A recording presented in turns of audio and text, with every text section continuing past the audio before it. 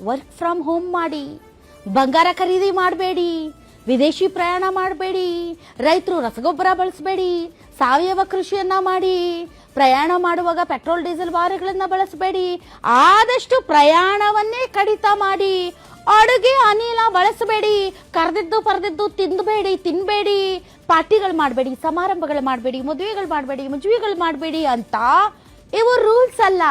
ದೇಶಭಕ್ತಿ ಇರುವವರು ಮಾಡಬೇಕಾದಂತ ಕೆಲವು ನಿರ್ಬಂಧಗಳು ಅಂತ ಪ್ರಧಾನಿ ಹೇಳಿದ್ದಾರೆ. ಇದರ ಅರ್ಥ ಏನು ಅಂತಂದ್ರೆ, ಮೊಟ್ಟ ಮೊದಲ ಬಾರಿಗೆ ಭಾರತ ಸಂಕಷ್ಟದಲ್ಲಿದೆ ಅನ್ನೋದನ್ನ ಪ್ರಧಾನಿಗಳು ಒಪ್ಪಿಕೊಂಡಿದ್ದಾರೆ. ಆ ಮೂಲಕ ಲಾಕ್ಡೌನ್ ನಲ್ಲಿ ಕೇಳ್ತಾ ಇದ್ದಂತಹ ವರ್ಕ್ ಫ್ರಮ್ ಹೋಮ್, ಪಾರ್ಟಿ ಬೇಡ, ಅದು ಬೇಡ, ಇದು ಬೇಡ ಅನ್ನುವಂಥದ್ದು ಈಗ ಮತ್ತೆ ಕೇಳ್ತಾ ಇದ್ದೀವಿ ಅಂದ್ರೆ ಅರ್ಥ ಲಾಕ್ಡೌನ್ ನಂತಹ ಪರಿಸ್ಥಿತಿಗೆ ನಾವು ಹೋಗ್ತಾ ಇದ್ದೀವಾ? ಅದಕ್ಕೆ ಪ್ರಧಾನಮಂತ್ರಿಗಳು ದೇಶಭಕ್ತಿಯ ಇಮೋಷನಲ್ ಟಚ್ ಕೊಟ್ಟು ನಮ್ಮೆಲ್ಲರಿಗೂ ಕೂಡ ಕೆಲ ನಿರ್ಬಂಧಗಳನ್ನ ಹಾಕ್ತಾ ಇದ್ದಾರಾ?